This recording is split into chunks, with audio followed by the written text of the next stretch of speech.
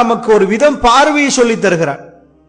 இந்த மாதிரி தான் நீங்க சூரியனை பார்க்கணும், இப்படிதான் சந்திரனை பார்க்கணும், இப்படித்தான் துனியாவுடைய வாழ்க்கையை பார்க்கணும் என்று நமக்கென்று ஒரு பார்வை இருக்கிறது. மற்ற மதத்தவர்களுக்கு இல்லாத ஒரு அருமையான பார்வை. நம்முடைய பிள்ளைகளுக்கு நாம் உலக வாழ்க்கையை பத்தி சொல்ற நேரம் இப்படி பாருங்கன்னு சொல்லிக் கொடுக்கணும். அப்படி ஒன்று சொல்லிக் கொடுக்கலன்னு வைங்க, குர்ஆன் மூலமாக நாம் அப்படி ஒரு பார்வையை பெறவில்லைன்னு அர்த்தம். குர்ஆனும் ஹதீஸும் எங்களுக்கு எல்லா மனிதர்கள் மாதிரி வாழ சொல்லல. இதை இப்படி பாருங்க, ஒரு சம்பவம் நடந்தால் அந்த சம்பவத்தை எப்படி பார்க்கணும் என்று குர்ஆன் சொல்லும். அந்த வகையில இந்த புரொடெஸ்ட் எடுத்துக்கொண்டு வைங்க, நாம் நிறைய படிப்பினைகள் பெற வேண்டிய ஒரு கூட்டம், ஒரு குடும்பம். ஏன்னா அவர்கள் ஆட்சி அமைப்பதற்காக வேண்டி என்ன செய்த ஆட்சிக்கு வந்தாலும், ஆட்சிக்கு வந்த பிறகு அவர்கள் அல்லாஹ் அவர்களுக்கு எவ்வளவு கொடுத்தான்னு பாருங்க.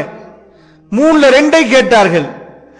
ஒரு பெரிய அதிகமான வாக்குகள் மூலமாக ஆட்சிக்கு வந்தவர்கள் 3/2 கேட்டார்கள். 3/2 கிடைச்சிச்சு. 20ஆம் திருத்தம் செய்தார்கள். அவங்க குடும்பத்தையே எடுத்தாங்க பாராளுமன்றத்துக்கு.